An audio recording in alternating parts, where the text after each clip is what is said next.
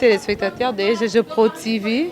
Nous sommes ici à l'immeuble Empire où nous avons eu à participer à la table ronde organisée par la structure Bokutani qui a réuni plusieurs femmes afin de parler sur la littérature congolaise ainsi que sur le thème national de la Journée internationale de la femme. Parce que il y a ceux qui nous suivent et qui savent qui on est, mais c'est toujours bien de rappeler. On est un collectif littéraire et on s'appelle Bokutani. Alors, c'est le mariage entre deux mots importants. Book en anglais, qui veut dire livre, et Kokutana en chinois. Kokutana en swahili, mais je crois que c'est vraiment, j'allais dire en bantou, parce que ce soit en lingala, que ce soit dans d'autres langues nationales, il y a cette idée de se mettre ensemble, de se retrouver. Et ici, on se retrouve autour du livre. Alors, Bokutani, c'est... on n'arrête pas de me dire, on y arrive, on est en retard, on arrive, on est en retard. Je crois que je vais enlever la connexion comme ça. On ne m'interrompt plus. Voilà. Bokutani est un collectif littéraire actif en Belgique, en Europe et en RDC, avec comme objectif de promouvoir la littérature congolaise. Que fait Bokutani? Bokutani développe actuellement 3 projets. Le prix Émilie Flore Feignon, c'est un prix littéraire destiné à récompenser un jeune ou une jeune écrivaine congolaise. Et il y a Mikanda. Mikanda, c'est une émission littéraire réalisée en collaboration avec Radio Mbote. C'est l'interview filmée d'hommes et de femmes de lettres congolaises et de la diaspora. Il y a aussi la Bibliothèque congolaise de Belgique. C'est la mise en place, à travers une acquisition de livres d'une bibliothèque spécialisée en matière de littérature congolaise en Belgique. Nous serons votre bibliothèque préférée, bien sûr. En attendant la création prochaine d'un site internet, les informations de la SBL Bokutani ou du collectif littéraire Bokutani sont disponibles sur le groupe Facebook du même nom, aussi sur Instagram.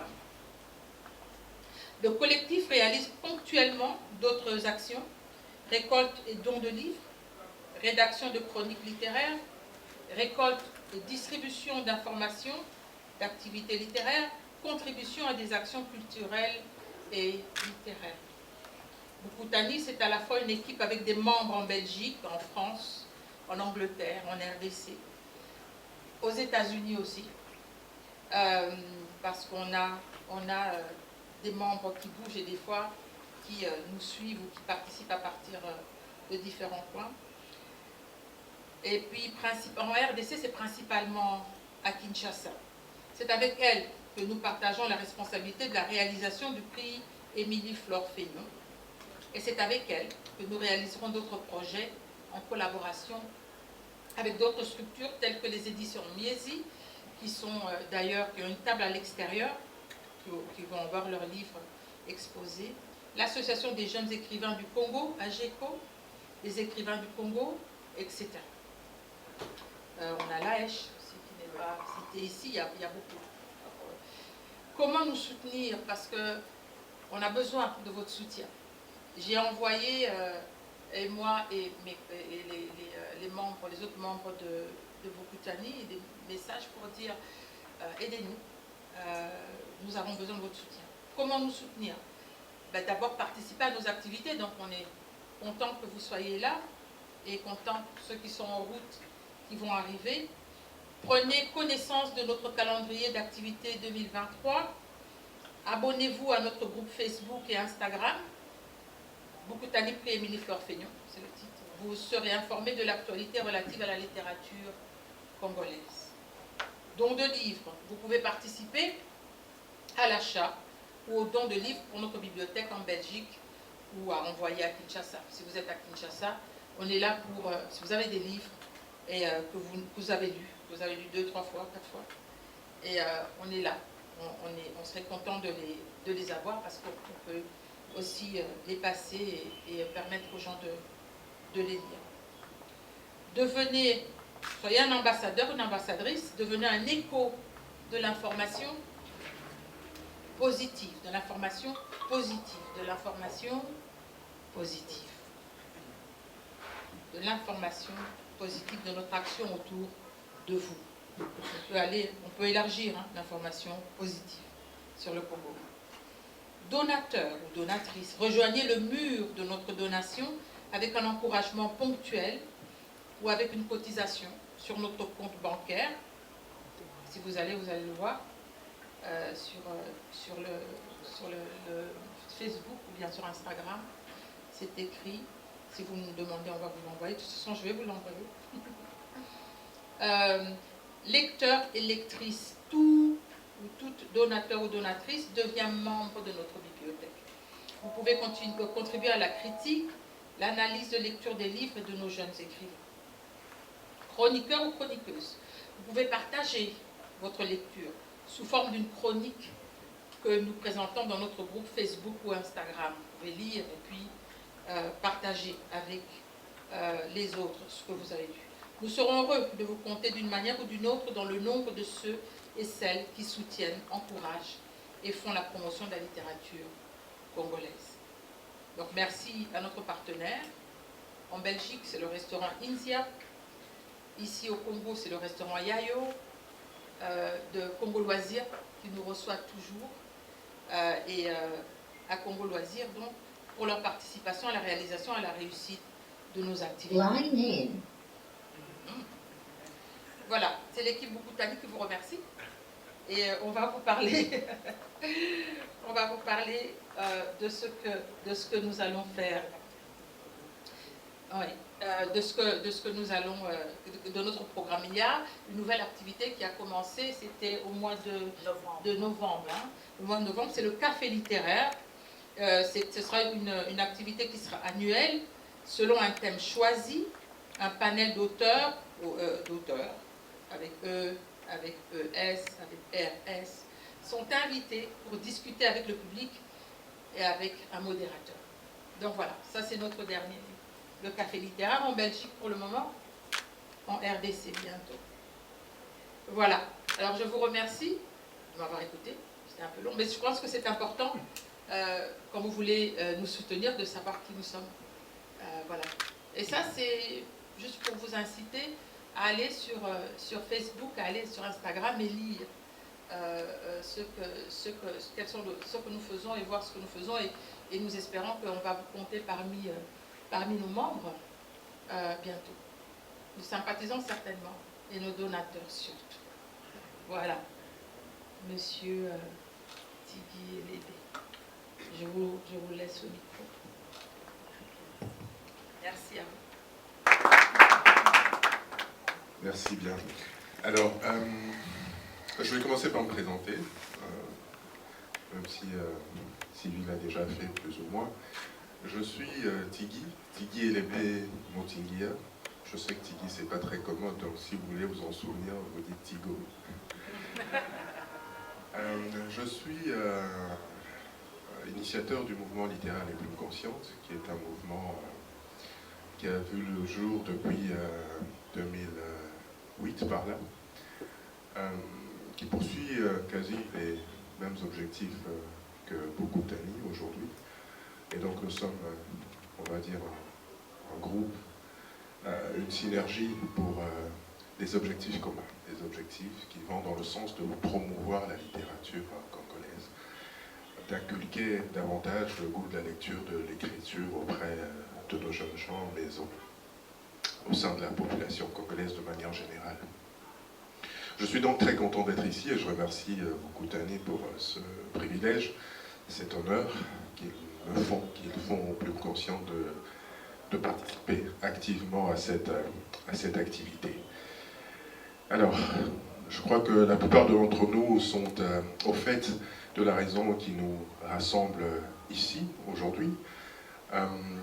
Je vais donc, avant de circonscrire l'événement, vous donner très rapidement la manière dont ça va se passer, la manière dont ça va se dérouler. Et dire d'entrée de jeu que nous allons vraiment compter sur votre participation parce qu'il n'est pas question que nous soyons les seuls ici à parler. Nous avons tous des choses à dire. Vous avez certainement des choses à dire, à partager avec nous par rapport à votre propre expérience. Et donc nous serons très contents, très heureux de partager ces moments ensemble dans une interactivité commune. Donc, nous avons prévu, évidemment, après le mot de Sylvie, d'organiser cette activité en deux parties. Il y a la première partie que nous appelons Femmes plurielles. Alors, vous aurez remarqué que je dis Femmes plurielles, je suis seul sur... Vive le mois de mars. Mais on va essayer de faire avec, parce qu'effectivement, c'est ça le sens de ce que nous célébrons, de ce combat pour la femme, qui est en réalité un combat pour l'homme, pour l'humanité. Donc, nous aurons donc dans un premier temps, dans cette première partie, une série d'interventions de nos panélistes. Je vais vous les présenter tout à l'heure. Elles vont se présenter pour mieux faire. Elles parleront d'elles, de leur petite expérience, de ce qu'elles font, de leur passion, notamment pour l'écriture, pour la littérature. Et donc nous allons les connaître, pour ceux qui ne les connaissent pas encore, mais découvrir ce qu'elles font et leur passion. Lorsqu'elles auront fait leur présentation, nous prendrons une petite pause, parce que je crois que pour ceux qui sont entrés, qui ont eu le sens de l'observation, il y a pas mal de choses à découvrir dans cette salle. Il y a des livres à l'entrée, des livres d'auteurs congolais pour la plupart à découvrir, et je salue la présence de Christian Gombo dans la salle. Mais il y a aussi des breuvages. Alors, je n'ai pas encore goûté, mais je suis tenté. J'étais tenté de goûter avant la cérémonie, mais je me suis ravisé. Où nous allons ensemble discuter, débattre sur une thématique bien particulière qui est en fait une suite logique du thème principal international et national consacré justement pour ce mois de la femme, où nous parlerons d'éducation en République démocratique du Congo. Nous parlerons évidemment de la femme, mais nous couplerons tout ça avec la question du numérique. On va chuter justement par les remerciements avant d'entendre le mot de la fin. Évidemment, le dernier tour de stand et un petit rafraîchissement qui nous a été réservé. Voilà donc l'ossature de notre activité de ce jour, en espérant effectivement que les routes seront un peu plus tendres pour permettre à ceux qui sont en route justement de pouvoir nous rejoindre. Alors, je disais tout à l'heure, mois de la femme, mois de mars, en ligne de mire la journée internationale des droits de la femme, et donc c'est une occasion unique pour faire cette espèce d'état des lieux justement sur les droits de la femme en République démocratique du Congo, qui sont consacrés par des textes légaux et réglementaires. Je ne vais pas faire du juridisme, mais juste pour poser le décor, on sait que notamment notre Constitution, l'article 12, l'article 14, pose des principes justement d'égalité des droits, de chance, de sexe. Et un certain nombre de principes sont aujourd'hui organisés dans notre pays, en RDC, pour garantir les droits des femmes, pour garantir notamment l'élimination de toute forme de discrimination à l'égard de la femme, pour garantir la protection et la promotion de ses droits, pour garantir son total épanouissement et sa pleine participation au développement de la nation, mais aussi la protection contre les violences faites à la femme dans la vie publique, dans la vie privée. Mais on va plus loin dans cette forme de protection sur une forme de représentation équitable au sein des institutions nationales, provinciales, locales. On parle de la parité hommes et femmes, donc on voit effectivement que notre pays consacre beaucoup de textes de loi et de textes réglementaires pour assurer cette protection. Je suis diplômée d'État en peinture et mon diplôme de licence en communication visuelle. Et après avoir obtenu mon diplôme en 2016, je me suis dit, je dois me lancer dans mes propres activités. Et j'ai créé un atelier qui porte mon nom. Le nom Kakese Fatouma Santa en sigle, dont le nom est KFS. Donc, KFS. Le but de cet atelier était de pratiquer tout ce que j'avais appris durant mes études. En partant de cette idée, comme je suis graphiste, j'ai moi-même créé mon logo. Et mon logo a une forme d'un papier. Pour moi, ce papier-là représente une sorte de connaissance, un support où je mettais tout ce que j'apprenais. Des comptes réseaux sociaux. Allô? Oui. J'ai créé mes comptes réseaux sociaux, toujours pour communiquer à travers mes œuvres. Et là, j'ai quelques titres du côté BD, dans 207, Fumuboko et une BD collective, Mbokelengi. Je suis congolaise. Beaucoup d'années n'a pas fait erreur côté sélection. Ils ont bien choisi, oui. Je suis parmi les rares femmes BDistes de la RDC. Et je suis parmi les plus actives. Merci beaucoup. Ça annonce déjà les couleurs de ce que nous allons vivre au cours de cette soirée. Je vais sans plus tarder accorder la parole. Est-ce qu'on peut avoir les autres micros? Comme ça, on va faire plus beau. Je ne sais pas comment on a dit. Ça va? Bonjour à tous. Bonjour. Vous avez froid? Oui. Oh. Alors il faudrait un peu diminuer alors.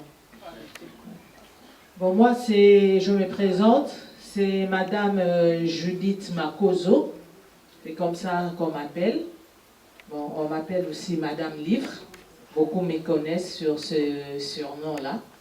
Voilà, je vais vous expliquer après pourquoi on m'appelle Madame Livre. Je suis, comme j'aime bien le dire, un fruit intellectuel de catholique, c'est-à-dire de la maternelle jusqu'à l'université. J'ai étudié dans les écoles catholiques. Donc, de la maternelle jusqu'au 6e des humanités, j'ai étudié à l'école Maloula, où j'ai obtenu mon diplôme d'État en section littéraire, option latin-philo, et mon diplôme de licence à l'Université catholique du Congo en communication sociale, option bibliologie et documentologie. Bibliologie comme science du livre. Parce que souvent, quand je dis aux gens, j'ai fait la bibliologie et documentologie. Ah, bibliologie, ah bon, tu as étudié la Bible? Non. Bibliologie comme science du livre. Et je suis mère, oui, voilà. Et je suis libraire. Ma particularité, c'est que je suis une libraire ambulante. Libraire ambulante, c'est-à-dire je vais vers les lecteurs. D'où m'est venue cette idée-là? Alors souvent quand on discutait, les gens accusaient toujours les Congolais en général de ne pas lire. Alors moi je me disais toujours, mais comment ils ne lisent pas? Moi je suis née à Kinshasa, j'ai grandi à Kinshasa. Mais je lisais depuis l'école primaire. Et mon premier dictionnaire, je l'ai eu à l'école primaire. J'étais en 3e primaire. Et ma mère m'achetait toujours des livres à la librairie Saint-Paul à l'époque. Mais qu'est-ce qui fait que les gens ne lisent pas? Et comme la lecture, ça a toujours été ma passion depuis l'enfance, quand j'ai fini mes études universitaires, alors j'ai commencé à acquérir des livres que je gardais.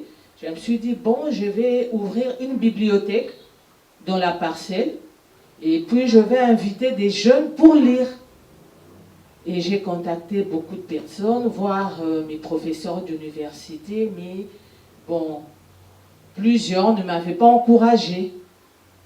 Mais un jour, j'étais à la maison, je vois une voisine, une petite fille qui vient à la maison, l'enfant d'une voisine, qui étudie dans une école, entre guillemets, bon, les épées et tout. Alors, comme j'avais ma bibliothèque à la maison, alors je l'ai vu prendre un roman, je me rappelle de la bibliothèque rose, Le Malheur de Sophie. Elle s'est mise à lire. Bon, vous voyez un peu une élève d'une école, entre guillemets. Alors je lui pose la question. Tu aimes lire? Alors elle me dira, oui, oui, j'aime bien lire, j'aime la lecture. Ah bon? Alors, ça m'a beaucoup dérangée. Alors finalement, je me suis dit, non, non. C'est qu'il y a quand même des enfants qui s'intéressent à la lecture. Bon, comme personne ne m'encourage à la création de ma bibliothèque, et étant donné que, au-delà d'être un produit culturel, le livre est un produit commercial qui doit aussi se vendre, alors je vais me lancer à la librairie, mais ça sera une librairie ambulante. Et mon public cible, ça sera les jeunes, de 3 à 18 ans jusqu'à 20 ans. Moi, je vais aller vers les lecteurs, je dois les chercher. Et où les trouver? Alors je me dis, bon, je dois commencer par les écoles. Et comme j'habite Mongafula, dans mon quartier, je suis entourée de plusieurs écoles. Et dire même qu'en face de moi, il y a une école. Et voilà, c'est comme ça que je commençais.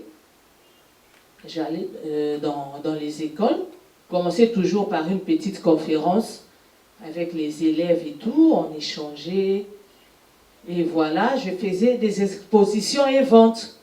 Et petit à petit, les gens ont commencé à me découvrir. Et moi-même, je me faisais inviter dans des différentes activités. Non, il y a une telle activité et tout, j'y vais. Est-ce que je peux venir exposer et vendre et tout? Et je me suis fixé un objectif. Je me suis dit, il faudrait permettre à tous les enfants d'accéder à la lecture. Toutes les bourses sans exception. Voilà pourquoi vous verrez dans la librairie ambulante Madame Livre, nous vendons aussi des livres d'occasion. Bon, il y a un professeur d'université qui m'a corrigé l'autre fois, il m'a dit, Madame Livre, un livre n'est jamais d'occasion, un livre est ancien. Voilà. Alors, voilà pourquoi vous verrez, chez Madame Livre, il y a des livres anciens et des livres neufs. Donc chez Madame Livre, vous trouverez même des livres de 1000 francs. C'est pour permettre à toutes les bourses, à tous les enfants d'accéder à la lecture. Parce que je me dis, si déjà dès l'enfance, on parvient à transmettre le goût de la lecture à un enfant, et quand il sera grand, ça sera pratiquement une addiction. Et voilà un peu, je ne sais pas si ça suffit, vous avez encore besoin de quelque chose dans ma présentation. On reviendra. On reviendra. Je suis aussi servante de Dieu, je sais pas D'accord. oui, je suis servante de Dieu à l'église Trinité Cité de la Gloire à Mongafula. Voilà, merci. Amen. Dans un environnement où on a l'habitude de dire que les Congolais ne lisent pas, où il y a des stéréotypes du genre, si vous voulez cacher quelque chose à un Congolais, mettez-le dans un livre.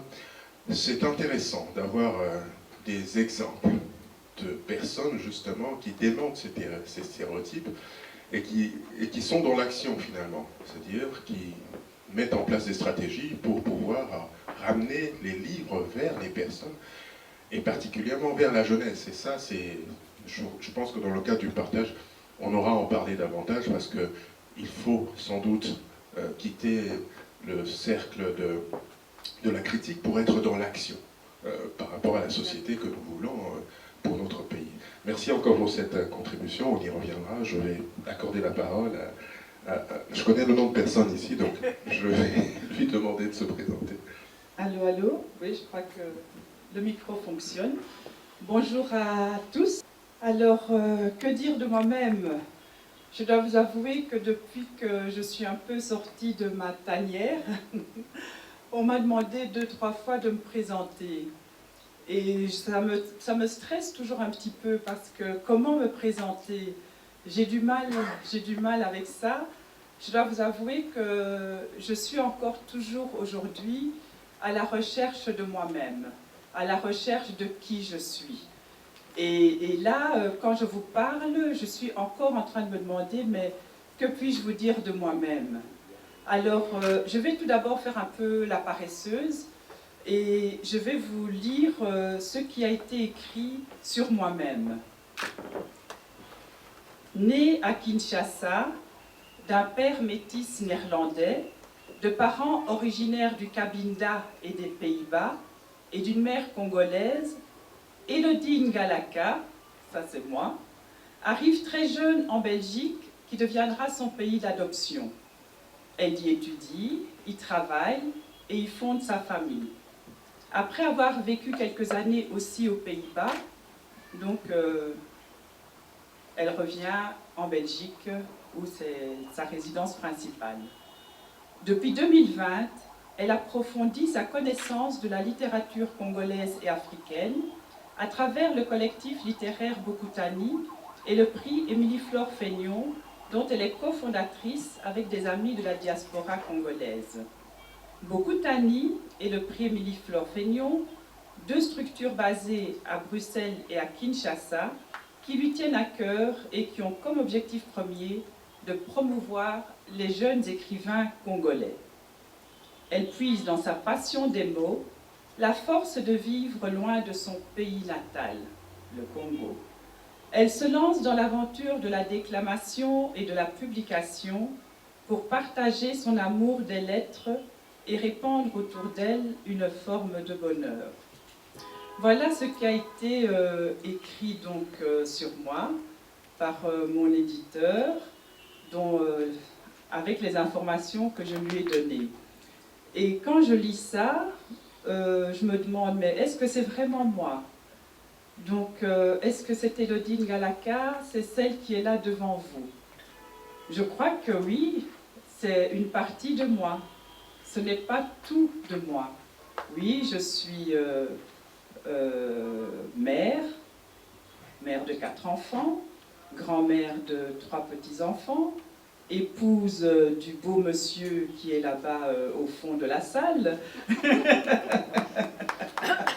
qui me soutient dans tous mes périples depuis plus de 40 ans. Donc voilà, je suis aussi tout ça. Et à l'âge que le Seigneur m'a permis d'avoir aujourd'hui, j'ai vécu tellement de choses que je ne peux pas vous les résumer en quelques mots. Mais toutes les choses que j'ai vécues font que je me trouve ici devant vous. Et je suis vraiment heureuse d'y être. Je suis heureuse d'y être parce que, en vous parlant, je me rends compte que la chose qui fait que je suis devant vous ici aujourd'hui, c'est ma passion des mots. C'est ma passion des mots et de l'écriture et de la lecture depuis que je suis toute petite. Petite, parfois, on a des bonheurs et des souffrances qu'on n'arrive pas à partager avec d'autres. Et la lecture vous permet de vous évader. L'écriture vous permet de vous découvrir, de vous guérir parfois de certaines choses. Et l'écriture m'amène devant vous aujourd'hui et m'amènera devant d'autres personnes demain. Et ça, c'est vraiment un grand bonheur de ma vie. Et c'est pour ça que cette écriture qui, pendant tant d'années, n'a été que mienne, donc cette lecture qui, pendant tant d'années, n'a été qu'à moi, n'a appartenu qu'à moi, j'ai voulu un jour donc la partager. Et en la partageant, c'est là que je me suis rendu compte que certaines personnes n'avaient pas accès à l'écriture, certaines personnes n'avaient pas accès à la lecture. Et ça, c'est un combat de ma vie, un combat pacifique, parce que je suis très pacifique et très diplomatique. Donc, et j'espère arriver loin avec ce pacifisme et cette diplomatie, ça c'est l'avenir qui me le dira. Et vraiment, ce combat, donc, je le partage avec les Congolais qui sont à l'étranger, les Congolais qui sont ici, mais pas seulement les Congolais. C'est un combat que je veux partager avec le monde entier. Parce que chaque coin de terre sur terre a le droit vraiment d'être illuminé. Chaque pays a le droit de briller. Et moi, je désire que mon pays natal brille par sa littérature aussi, par d'autres choses, mais moi, mon domaine, c'est la littérature. Et je ferai tout vraiment pour que mon pays brille de plus en plus par sa littérature. Et il y a du chemin à faire. Ça, je le sais et je crois que bon, nous sommes nombreux à le savoir. Il y a du chemin à faire, mais là où il y a de l'espoir, vraiment, la délivrance, elle est là. Donc, il ne faut pas désespérer. Certaines personnes me disent que c'est un combat perdu d'avance. Moi, je leur dis, comme disent beaucoup, sans effet. Et je terminerai par ces mots-là. Merci de m'avoir écouté. Merci. Nous avons commencé par une activiste, puis finalement par une auteure, et nous allons terminer. Comme j'ai dit, je connais le nom de personne ici, donc chacun va se présenter à son tour, et puis nous allons faire un dernier tour de table. Je rappelle que je commodère cette activité avec Sylvie, et donc, non, j'avais pas oublié le nom, je ne connais pas, et qui va se présenter. Merci. Bonjour à tous. Est-ce que j'ai besoin d'avoir un micro? Oui, vraiment? Voilà. Je m'appelle... ça fonctionne? Je m'appelle Chantal Tombu et je ne vais pas parler de moi parce que je pense que ce n'est pas ça qui est important. Je crois que le fait d'être une médiatrice et d'avoir des mots qui viennent et d'avoir la possibilité de pouvoir réaliser des écrits qui permettent de communiquer, eh bien c'est ma mission. Et dans ce cadre-là, c'est toute une équipe qui est incarnée aujourd'hui dans cette invitation que vous nous avez faite, Sylvie, et je vous remercie. Pourquoi? Parce qu'il y a des enjeux importants au Congo, comme par exemple la forêt. Cette forêt qui disparaît, cette forêt qui est ancrée dans une culture ancienne, celle des masques, celle des anciens, ceux qui géraient autrefois la nature. Il y a des animaux qui sont totémiques, comme par exemple notre perroquet gris du Gabon, comme par exemple le pangolin. On a connu beaucoup le pangolin, mais n'oubliez pas que le pangolin est un animal sacré, que par exemple du côté des Légas, quand on va à l'est, c'était Ikaga, le fameux Ikaga, et personne ne pouvait le manger, il y avait des rituels. Et on disait que tout le monde ici, nous sommes tous des écailles du pangolin. Et s'il y en a un qui est parti loin, eh bien, on doit le faire revenir, parce que c'est important d'être ensemble. Vous voyez, des messages de solidarité. Et avec notre équipe, une équipe de femmes, c'est pour ça aussi, je pense, que Sylvie a trouvé que c'était intéressant qu'on partage notre expérience. Avec notre équipe de femmes, nous avons mis au point un projet éducatif qui s'appelle SOS Planète Congo, qui est un livre, effectivement, mais qui incarne cette Afrique qui est jeune, qui est belle, qui est aussi tellement malheureuse. Il suffit de voir dans les rues, il suffit d'entendre ce qui se passe, on sait que c'est difficile. Et on a cette Afrique qui va vivre sous la forme de 4 contes. Le premier conte nous plonge dans la forêt. Une forêt avec sa belle biodiversité, une forêt où les racines des arbres vont purifier l'eau et vont lui permettre de s'en aller sous forme de nuages et de revenir vers nous. Donc on est vraiment dans cette idée de tiens, les enfants vont comprendre ce que c'est que le cycle des pluies. Ils vont se rendre compte que cette forêt, elle est habitée par autant des insectes que des animaux qui sont des herbivores, mais qu'il y a aussi bien sûr d'autres animaux dans la chaîne alimentaire. Et puis arrive, dans un moment d'harmonie totale, l'infâme. Et on entend un coup de feu, ce sont les perroquets qui partent et qui disent alerte, alerte, et ce sont des braconniers qui ont enfreint la loi de la nature, ils ont tué le dernier bébé bongo. Et là, les animaux vont quitter le monde des hommes et dire, voilà, nous ne voulons plus vivre avec ces bandits, nous partons. Donc on est face à une fracture. Lorsqu'on raconte cela aux enfants, eh bien, les enfants sont fort étonnés, mais ils se rendent compte, ils ont entendu le mot loi. Tiens, la loi, qu'est-ce que c'est? La loi, c'est ce qui te permet d'éviter des débordements. Et ainsi, on travaille sur la CITES, sur les animaux qui sont protégés au Congo. Ensuite, dans le deuxième conte, on va aborder la mauvaise gestion. C'est un chef qui a très mal géré la forêt communautaire, celle-ci a été décimée, et le peuple commence à avoir faim, la famine est là. Et à un moment donné, lors du conseil, quelqu'un a dit « Tiens, qu'est-ce que fait cet hibou qui est tout le temps en train de venir ululer au-dessus du village, quelle tristesse, jetons-lui des pierres. » Et là, la femme du chef lui dit « Mais non, ce sont des animaux séculaires, il nous dit quelque chose.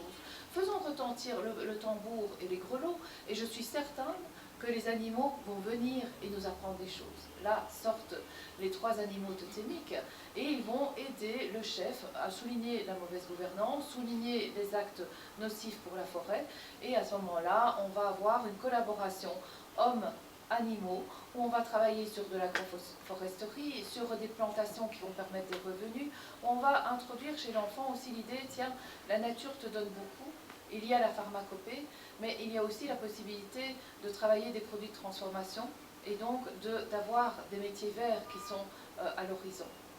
Le 3e conte, c'est la forêt a disparu. Les animaux jardiniers, qui sont les bonobos, qui sont les chimpanzés, qui sont les éléphants, qui sont les calaos, ne sont plus là parce que l'on a tout coupé. Et le dernier conte, c'est une quête des Banakongo. Les Banakongo, c'est un couple de jumeaux qui sont les enfants de la Lune. Et ces enfants de la Lune, eh bien Dame la Lune lui dit, mais regarde, qu'est-ce qui se passe dans notre pays? Veux-tu bien, voulez-vous bien aller faire un tour et aller dans chaque parc vous poser 2 questions à chaque animal emblématique? Qu'est-ce que l'homme te donne et qu'est-ce que tu donnes à l'homme? Et les enfants vont repérer toutes les success stories, que ce soit au Congo central, que ce soit dans les parcs Virunga, etc., que ce soit à Lupemba. On fait le tour du pays et il y a une fierté. Et la fierté de son pays, eh bien, c'est essentiel. Lorsque les enfants ont fait chez nous les 13 heures de formation, ils sont fiers de leur pays. Ils sont nantis d'arguments pour dire, ben non, il ne faut pas il faut protéger notre forêt, c'est un enjeu. Ces animaux sont importants également. Donc ils se rendent compte de tout ça. On les dote en fait d'outils pour pouvoir argumenter et pour pouvoir aussi être fiers de ce pays. Or, forcément, ma couleur, je pense qu'elle va aussi vous poser question. J'ai bien senti dans l'introduction de monsieur, mais effectivement, oui, je suis une Mundélé. Mon nom, c'est Chantal Tombu. Il a quand même des consonances africaines, et pourtant, c'est un nom d'origine roumaine. Mais mes grands-parents étaient déjà au Congo, mes parents aussi, et je suis née au Katanga. Donc voilà mon chemin. Je suis ici devant vous pour vous parler de la médiation des mots en faveur de la planète Congo, planète forêt, mais également des arts plastiques, parce que nous travaillons avec notre équipe à défendre les artistes et à produire de l'écriture sur eux, pour raconter leur parcours, pour fixer leurs images et permettre à ces artistes qui s'expriment magnifiquement via les arts plastiques de pouvoir aussi avoir accès à tous ces mots qui sont importants pour rentrer dans l'histoire de l'art. J'ai dit, je vous remercie. Merci, c'est une délai. Mais c'est ça justement, comme disait Tigui, c'est ça, la femme plurielle, littéraire. Et comme vous les avez toutes entendues, et vous avez vu qu'elles étaient toutes intéressées par faire passer un message, comment je veux dire, notre modérateur qui fait de la masculinité positive. C'est le mot pour le moment. Moi aussi j'ai appris. Masculinité positive. C'est qu'elles pensent à l'éducation. Quel que soit le produit qu'elles nous apportent, elles veulent transmettre un message. L'éducation, comme on l'a dit, on l'a entendu, nous rend... Bon, l'éducation est importante, ça nous rend plus intelligents, mais c'est surtout, ça nous permet de connaître. Et la lecture, par la lecture, on apprend les autres. On apprend la culture des autres. On apprend à respecter les autres. On apprend qu'il y a des points de vue différents. Comme j'aime le dire, parce que moi je suis éducatrice, enseignante de formation, et je disais à mes élèves, je dis, parce que souvent dans les débats, il y a des disputes, ce n'est pas des débats. Alors on le voit dans les écoles, on le voit au Parlement, on le voit au Sénat, on le voit partout dans le monde, où les gens se disputent au lieu d'avoir un échange d'idées, au lieu de discuter, on se dispute, mais parce qu'on a des points de vue différents, et tous les points de vue sont importants. Le point de vue que j'ai, et je peux vous donner la description de cette salle et des gens qui sont là, je ne pourrais pas vous décrire ce qui se passe derrière moi. Et si quelque chose se passe derrière moi, je serais complètement incapable de vous dire ce qui se passe derrière moi. Pourquoi? Parce que ce n'est pas de mon point de vue. Parce que c'est ça que ça veut dire, le point de vue. Et donc, le point de vue de chacun est important. Et il est important d'entendre. Alors, moi, je suis une passionnée de littérature. Je suis une activiste aussi. J'aime pas dire féministe parce que ça a pris une connotation. Mais vraiment. Et alors, le plaisir de recevoir des femmes autrices, parce qu'elles écrivent, et je dis, les professeurs, les enseignants écrivent, on écrit beaucoup. Oh là là, on écrit aux parents, on écrit aux élèves, on écrit aux directions, on écrit pour les bulletins, on écrit les commentaires, on écrit, on passe notre temps à écrire, on écrit quand on peut. On prépare nos leçons, on écrit beaucoup, mais la passion est là, c'est celle de transmettre.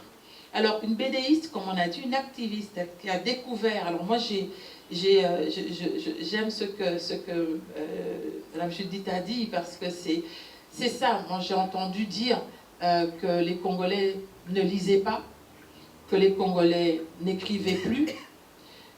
Bien, c'est ça ma passion. C'est de dire, non, les Congolais lisent. Peut-être on voudrait qu'ils lisent plus. Les Congolais écrivent. On voudrait qu'ils écrivent plus. Et ça, c'est la raison pour laquelle nous avons ce combat. C'est un combat. Voilà. Donc, l'autobiographie, mais à travers des poèmes, pour raconter sa vie, raconter l'impact de l'environnement, l'impact de la famille, l'impact de la culture plurielle. Parce que, par exemple, pour Elodie Ngalaka, c'est le Congo, c'est la Hollande, c'est la Belgique, et Cabinda, comme elle aime bien le dire. Et c'est tout ça. Alors, bien sûr, Chantal, elle est certainement plus congolaise que beaucoup d'entre nous, parce qu'elle en connaît beaucoup. Je ne connais pas, peut-être pas le quart de ce qu'elle connaît. Et ça, moi, j'ai trouvé ça tellement intéressant, son approche. Et l'éducation, parce qu'on doit éduquer. On doit éduquer à partir de la petite enfance. C'est ce que la BD fait. Et la BD, elle est faite pour les enfants, mais elle est faite pour les adultes, en fait. Et chacun lit et comprend selon son point de vue, selon son âge, selon sa maturité. Et comme je disais tout à l'heure, Judith qui se dit, ah tiens, ben non, il y a des gens qui veulent lire, et qui, moi je vais faire en sorte de permettre à des enfants, mais aussi aux grands-enfants que nous sommes, de lire. Parce que ce n'est pas, c'est moins peut-être l'envie de lire que le moyen de pouvoir lire. C'est la raison pour laquelle nous sommes ici. Alors elles se sont toutes exprimées. Je n'ai pas regardé l'heure, mais je pense qu'on va, je ne sais pas, monsieur Lébé, je regarde le temps. C'est vrai que ça a été un peu, notre horaire a été un peu bousculé. On passe... Alors, il était prévu au programme qu'on prenne une toute petite pause de 10 minutes, qui nous permettra de revenir par la suite, qui nous permettra aussi, entre-temps, d'avoir quelques échanges à bâton rompu, en tout cas pour ceux qui veulent avoir plus de précision, plus d'éclaircissement, ou qui ont des questions bien particulières. Avant d'ouvrir le bal, ce sera l'occasion, effectivement, de faire aussi du réseautage. Voilà, parce qu'on a quand même besoin de ces contacts-là. Donc on va peut-être prendre la pause. Prendre la pause, vous permettre de penser aux questions que vous voulez poser, parce que juste après la pause, il y aura cette interaction entre vous, le public. Je suis contente de voir que ça se remplit un tout petit peu. Vous, le public, et les panélistes. Et de leur poser les questions qui ressortent peut-être de leur présentation, la présentation de leurs produits. Et je voudrais juste dire que nous avons Madame Christine qui est là-bas, qui va nous rejoindre juste après la pause, parce qu'elle a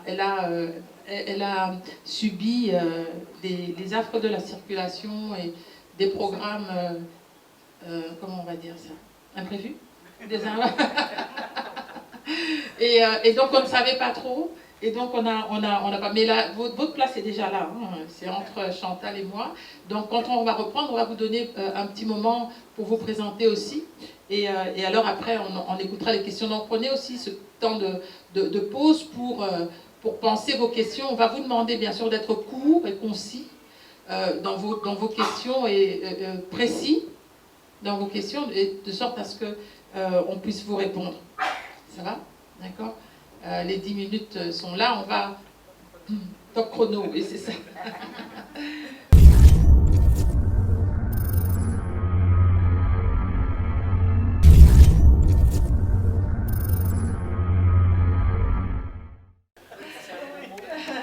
Donc voilà, alors Christine Dessel, c'est ça, nous a rejoint et elle va vous expliquer qui elle est de façon succincte et puis sa partie dans l'organisation. Bon, dans ce qu'elle fait, elle va vous en parler. Oui, c'est bon? Non, ça marche pas. Donc voilà, après une trentaine d'années en Belgique, en 2010, j'ai décidé de rentrer vivre au Congo, un Congo que je ne connaissais pas. Et en rentrant, un an après, j'ai rencontré donc, Chantal Tombu avec son mari Anaya. Et voilà, donc au cours de cette rencontre, Texar Bilembo est né. C'est un espace culturel à Tex. Et là, il y a deux missions pédagogiques, donc avec les livres SOS Plein Congo, où on dispense des ateliers. Donc c'est 12 heures de formation pour ces livres ici pour chaque enfant. En fait, c'est dans les élèves des différentes écoles de Kinshasa viennent à l'espace. Donc comme il y a 4 écoles, ils viennent 4 jours et 3 heures de temps. Ils viennent 4 fois. Donc c'est 4 jours, hein, c'est 3 heures de formation, donc ça fait 12 heures de formation. Comme Chantal a bien expliqué, c'est vraiment pour apprendre c'est quoi la RDC, c'est quoi l'importance de cette forêt et pourquoi il faut la protéger. Voilà. Donc avec tout ça, on s'est dit, ben, en français c'est très bien, mais bon, le français n'est pas forcément notre langue maternelle, pourquoi ne pas aller plus loin? Donc on a traduit ces livres ici en Lingala, donc on a en format A5 pour que ce soit plus facile dans les écoles et moins cher, parce que nous, on trouve des financements pour que les élèves qui viennent puissent bénéficier de ces livres gratuitement et de ces programmes gratuitement. Donc on a déjà traduit en français Lingala, on a traduit en Swahili français. Et là, on est en train de traduire en Kikongo. Donc, si on arrive à trouver financement, on traduira aussi en Tchuluba. Voilà, comme ça, on a les 4 langues nationales. Et là, ben voilà, donc ça sera complet. Et les mêmes programmes, on l'a aussi dans le Congo central, hein, autour de la biosphère des Bouki. Parce que c'est une biosphère qui est protégée, mais bon, il n'y a rien à faire. La population continue à faire pression dedans. Donc à couper les arbres pour faire des macalas, forcément ça fait des revenus. Donc ces programmes, c'est pour aussi éduquer la population tout autour, pour qu'ils puissent faire un peu les choses autrement, qu'ils se rendent compte un peu des enjeux climatiques, eux-mêmes se rendent déjà compte qu'il pleut moins, qu'ils ont moins de rendements pour l'agriculture et tout ça. Et alors dans ces livres, voilà, on donne des solutions, on donne des pistes. C'est vrai qu'on critique, mais il y a aussi des solutions, il y a aussi des choses à faire à notre niveau. Voilà. Et alors, il y a un deuxième volet, c'est les volets artistiques. Comme Chantal avait bien expliqué aussi, on coach les artistes, on les conseille, on fait des workshops et on fait des expositions.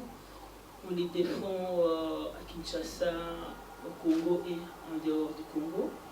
Et alors les publications, Chantal a eu l'idée de ces publications artistiques parce que au Congo, quand on cherche des informations sur des artistes, ces 3 phrases-là, ces 2 phrases-là, c'est jamais au complet. Et là, pour chaque artiste, on fait vraiment un travail de fond où vraiment on a l'histoire de l'artiste de ses débuts à maintenant, de ses travaux, de ses œuvres de début, sa biographie, des interviews. C'est vraiment quelque chose de complet où l'artiste peut se présenter quelque part et montrer ça. On a vraiment tout sur lui. Voilà, quelque chose qu'on n'avait pas du tout avant ici au Congo. Donc ça, pour les artistes, c'est une belle vitrine. Voilà, je pense que j'ai assez parlé. Tu es toi-même artiste. Voilà, je suis moi-même artiste. Et c'est vrai, je m'appelle Christine Dessel, j'ai plutôt un nom à connotation belge. Voilà, Chantal j'ai plutôt une connotation congolaise. Donc, à nous deux, on fait un chouette binôme. Et on essaye vraiment, par notre passion du Congo, par notre passion des arts, on essaye vraiment de faire avancer les choses à notre niveau. Voilà. Formidable.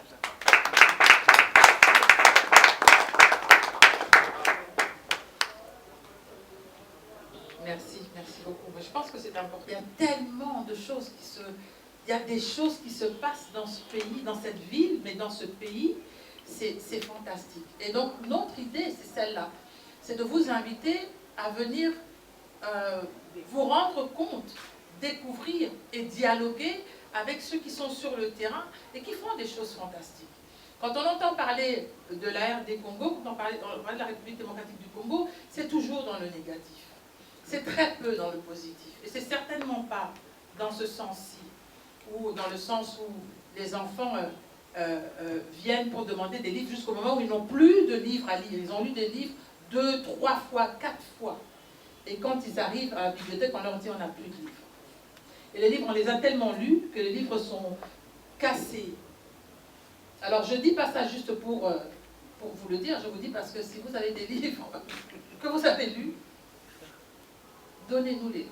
Vous avez dit tout à l'heure que nous avions une thématique, donc femme plurielle. Je pense qu'une fois de plus, nous nous rendons compte effectivement de cette pluralité à travers les interventions des unes et des autres, mais on se rend évidemment compte que le livre, finalement, l'écriture, la littérature de manière générale permet d'aborder plusieurs sujets, parce qu'on a parmi nous des femmes qui, chacune dans sa sphère d'activité ou de compétences, arrivent à aborder des sujets qui finalement touchent. On a des sujets qui ne sont pas que du ressort de l'amour, on a parlé de la forêt, de l'écologie, et donc finalement l'importance de la littérature, du livre est aussi là, c'est d'aborder tous les sujets de société, que ce soit des sujets des plus plaisants aux sujets les plus difficiles, mais c'est aussi un véritable outil de sensibilisation, de vulgarisation et de communication. Et de ce point de vue-là, les interventions des unes et des autres nous ont permis de nous rendre compte de l'importance de la lecture et de l'importance du livre. Mais c'est aussi cette excellente capacité de voyager, parce que quand j'ai entendu Chantal parler du Congo profond, parler des contes, des histoires, finalement on est dans un voyage tout en restant sur place, et c'est ça la magie du livre. Et c'est aussi ce que nous voulons célébrer ici, et c'est ce que nous voulons aussi encourager, parce que l'idée, je pense aussi de Bokutani, c'est justement de favoriser des vocations. Des vocations, surtout dans le chef des plus jeunes, c'est justement de se dire qu'on a des choses à dire et qu'on peut le dire, et que l'écriture finalement nous offre les moyens de pouvoir le dire. Alors, en principe, c'est ce qui avait été prévu, c'est cette forme d'interaction. On va tout à l'heure vous accorder la parole, en tout cas pour ceux qui ont quelques questions ou des contributions ou des anecdotes particulières à partager avec nous. Il était question que nous ayons une deuxième partie, une table ronde, justement sur la thématique de... Mais qu'est-ce qu'il en est vraiment de ce qu'on a l'habitude d'appeler crédit carbone? Les puissances du monde nous promettent de l'argent pour changer notre façon de vivre et ne plus dépendre de la presse, mais cet argent ne vient jamais. Qu'en est-il? On n'est pas dans la politique. Ça, je pense que c'est plutôt, à mon avis, dans des questions de COP et tout ça. c'est entre gouvernements, parce que nous, on explique aux enfants c'est quoi le carbone dans la forêt. Ça donne quoi, ça fait quoi. Mais dès là, à dire qu'il faut comment on paye ça, pourquoi on ne nous paye pas, ça je pense que c'est vraiment des ressorts du gouvernement. Parce que nous, à notre niveau, on n'en est pas là. On n'en est pas là du tout. Nous, c'est vraiment juste pour sensibiliser les enfants qu'ils connaissent c'est quoi la RDC. La RDC, c'est quoi au niveau de l'Afrique, au niveau mondial. Parce qu'on nous dit, la RDC, pays solution. Pourquoi c'est un pays solution? Parce qu'on a une biodiversité incroyable, on a des écosystèmes qui sont vastes, on a des parcs, on a des voilà, donc on a tout ça. C'est pour montrer vraiment c'est quoi la RDC, c'est quoi la beauté de la RDC. Qu'est-ce qui fait que la RDC est incroyable au niveau mondial. Voilà, on a ce que peut-être les autres n'ont pas. Voilà, donc dans la politique, nous, on n'est pas là, on ne sait pas comment ça marche. Et je pense qu'on ne va pas nous demander d'y participer. Nous, on est dans l'éducation. L'éducation est importante, je pense qu'elle est bien posée, importante. Mais c'est vrai qu'on est dans l'éducation, on est dans la transmission et surtout on est dans la formation.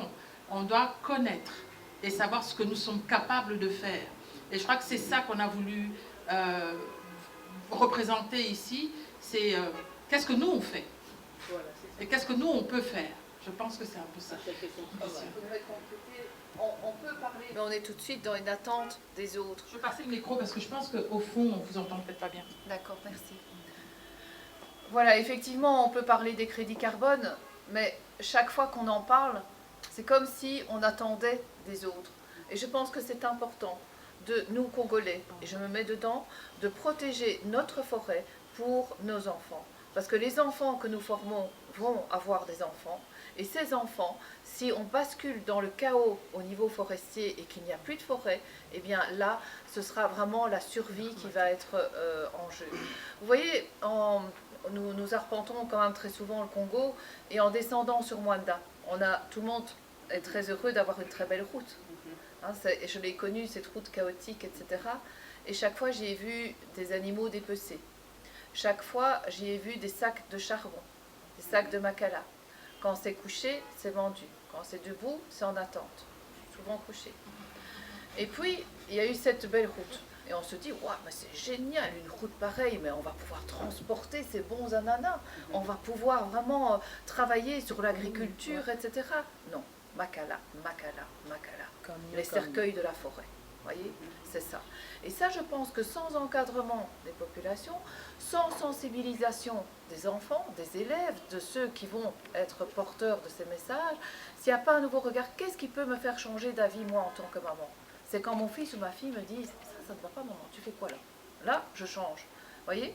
Et je crois que si les enfants à qui on parle, avec qui on fait ce projet SOS Congo, disent à leur papa, à leur maman, ça ne va pas, on ne peut pas faire, c'est pas bon, tu sais pourquoi, et tac, tac, tac, qu'ils argumentent, eh bien, on est vraiment dans un changement de mentalité. Et ça, c'est beaucoup plus important que tout le reste. Parce que les crédits carbone, ils sont effectivement à l'horizon, mais ils ne vaudront qu'à partir du moment où nous, Congolais, on décidera de protéger véritablement notre forêt. Parce que c'est ça qui vaut de l'or. On a, pour moi, le trésor vert, qui est la forêt, et on a le trésor blanc. D'accord. J'ai compris que les Chinois disent que je parle trop. Moi, j'ai juste une petite anecdote. Quand on a les enfants, on leur montre la carte de l'Afrique. On leur dit, voilà, la carte de l'Afrique, c'est comme un gâteau et c'est ton anniversaire. Choisis le morceau que tu veux manger. Et c'est vrai que tous les enfants, ils prennent le sud, l'Afrique du Sud, parce que, voilà, ils pensent à l'Afrique du Sud, que tout va bien. Ils prennent le nord, donc tout ce qui est Égypte, Maroc et tout ça, Tunisie. Mais quand tu leur fais voir exactement la carte, c'est quelle partie où c'est vraiment vert? C'est la RDC. C'est quelle partie où on a tout? C'est la RDC. Donc c'est la meilleure partie à prendre. Mais forcément, ils ne vont pas du premier coup choisir la RDC parce qu'on leur dit tellement qu'il n'y a rien de bon, c'est mauvais, c'est pas vivable, alors que c'est là où c'est le plus vivable. Donc forcément, c'est juste une prise de conscience déjà déjà à partir de ça, comme ça, ils commencent déjà un peu à avoir des réflexions. Voilà. Merci. Merci. Est-ce qu'il y a une autre question dans la salle avant que les Chinois... Chantal et... Bon, j'aime beaucoup ce que vous avez dit concernant l'éducation des enfants. Que les enfants puissent connaître, comprendre et commencer à changer. Et que ces enfants vont même commencer à changer leurs propres parents. Mais qu'est-ce que vous faites maintenant pour que de votre côté aussi, ou bien avec le gouvernement, que vous puissiez travailler de telle sorte qu'on se retrouve quelque part? Que maintenant, ce que vous dites, que ça ne reste pas seulement pour les enfants, mais que les enfants et les parents et le gouvernement, c'est maintenant je crois que ça doit être un tout, de telle façon que les choses aillent plus vite. Mais si pour l'instant vous ne vous occupez que des enfants, je pense aussi que ça prendra beaucoup plus de temps. On a formé également des journalistes. Alfredo, peut-être que vous le connaissez puisque vous êtes du métier. Et on travaille également avec les étudiants de l'ERAIFT. Donc on est aussi avec des adultes. Mais voilà, vous savez madame, c'est une petite goutte d'eau. Et cette goutte d'eau, elle est là. Voilà, on fait ce qu'on peut à notre échelle. Parce que dans la formation, on est quand même à entre 1500 et 2000 élèves par an à Kinshasa. Et dans le Congo central, on est sur 2600 par an. Donc voilà, quand on voit Congo central, on voit quand même déjà que oui, ils ont changé. Ils ont changé leur manière de faire les choses, tout autour des Luki. Donc voilà, donc ça fait déjà plaisir, ça fait plaisir. Moi, c'est le conservateur Blaise Esignalanga. Je suis le directeur de collection de l'Institut des musées nationaux du Congo. C'est vrai que j'allais parler à Madame Santa Kakese du fait que ça fait longtemps qu'elle ne vient plus faire les expositions chez nous au musée. Mais entre Chantal et Santa, je sens qu'il n'y a pas une grande distance. Et je reviens encore une fois de plus à Madame Chantal. Toutes les trois interventions jusque-là, c'est vers elle. Mais alors, à Madame Chantal, il y a quelques temps passés, je la lisais. Je lisais les écrits de Chantal sans l'avoir vue. Et là, j'étais conservateur au musée de Kananga. Et elle s'est trouvée à Lubumbashi, avec nos collègues du musée national de Lubumbashi.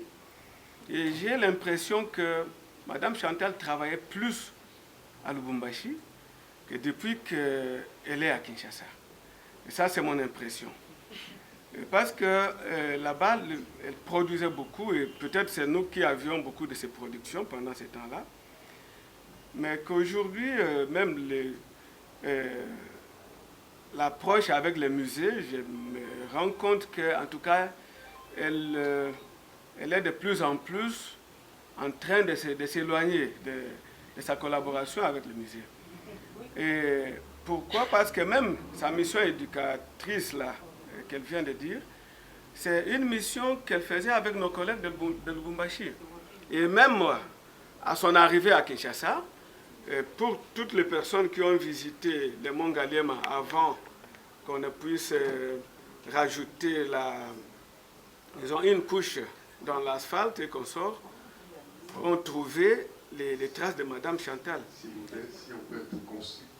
Justement, en fait, c'est pour dire pourquoi en fait, nous avons besoin, nous comme les agents du musée, et le musée qui est aussi une institution d'éducation, nous avons besoin de sa collaboration qu'elle a séchée ou presque.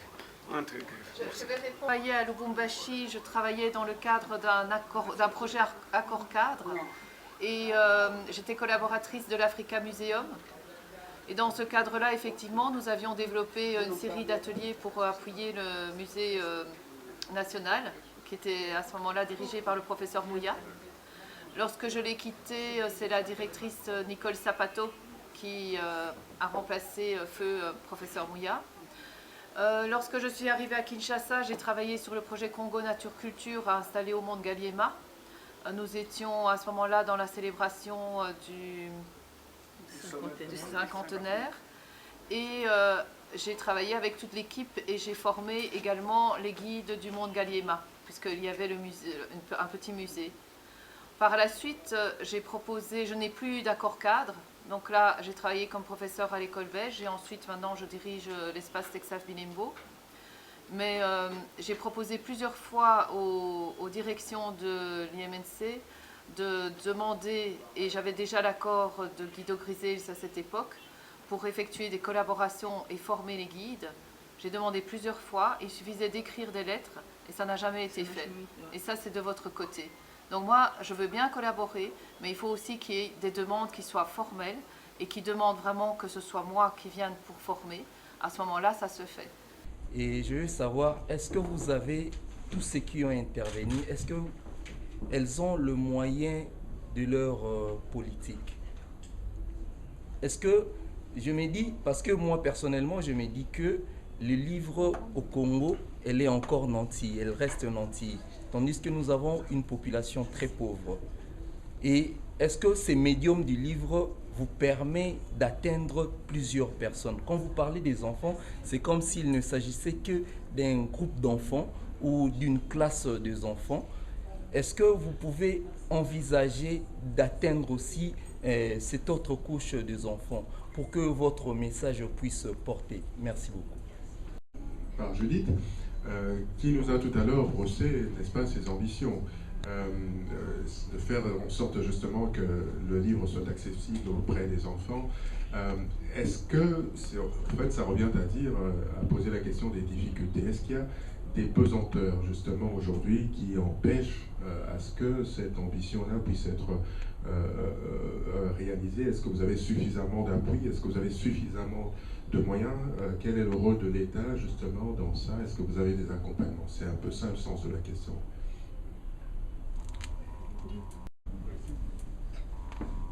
Merci beaucoup, chers camarades, pour votre question.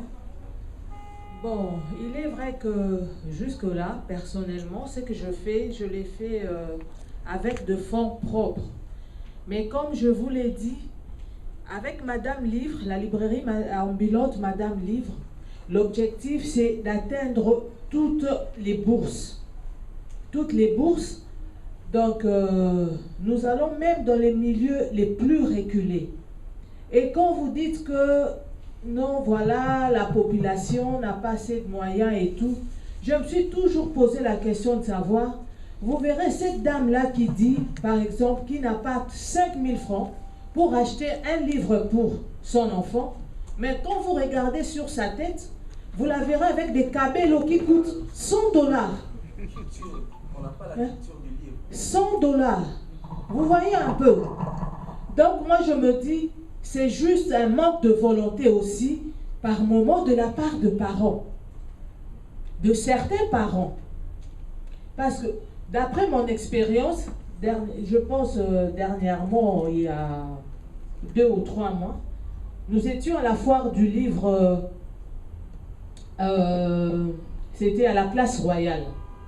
Je vois un papa qui vient avec 3 de ses enfants. Comme je l'ai dit, il y avait des livres à 1500, 2000, 20 000, 30 000. Alors les enfants ont choisi des livres au-delà, à partir de 10 000 et tout. Les enfants voulaient lire. Alors les papas, vous sentez qu'il avait cette volonté-là d'acheter, mais il n'avait pas de moyens. Alors qu'est-ce qu'il a fait? Il a proposé aux enfants des livres qui coûtaient moins cher. Et les enfants, bon, malgré eux, ils ont quand même accepté.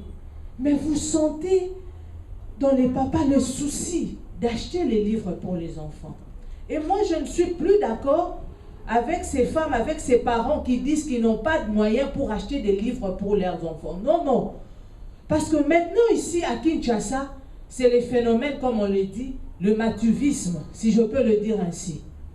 Je préfère paraître, je ne peux pas acheter un livre de 5 000 francs pour mon enfant, de 10 000 francs, mais je préfère m'acheter un sac Gucci, un faux Gucci, de 20 $. Pourquoi? Parce que quand je serai à l'église, que les gens me voient, ou quand j'irai dans une conférence, et ainsi de suite. Les parents ont de moyens, ils en ont. Les 1 000 francs là, ils en ont. Les 2 000 francs, ils en ont. Il y a ma camarade qui est ici, Kakesi. Elle ne vend pas ses bandes dessinées à 20 $, à 15, non. Moi, je me dis, c'est un manque de volonté et c'est un problème culturel. Et nous sommes en train de lutter pour ça. Je ne sais pas si j'ai répondu à votre question. Je ne sais pas si les autres... Bonjour à tous et merci pour la question. Alors, bon, je crois que Madame Judith y a très bien répondu. Moi, je vais parler de mon expérience personnelle en tant qu'autrice et en tant que cofondatrice de Bokutani. Bon, tout d'abord, dans Bokutani, ce que nous faisons, parce que vous avez demandé qu'est-ce que vous faites.